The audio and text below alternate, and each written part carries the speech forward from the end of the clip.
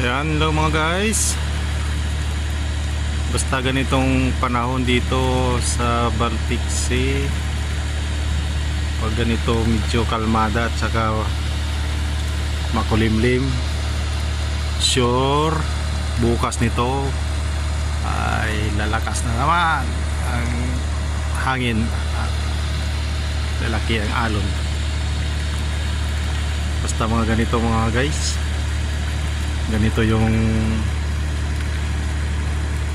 situation dito, makulimlim tsaka medyo kalmada. For sure bukas ay lalakas naman ito. Ayan.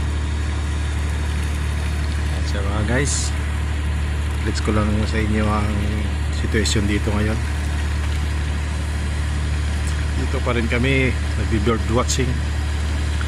So yan, dito lang malapit sa windmill. Yan siya mga guys.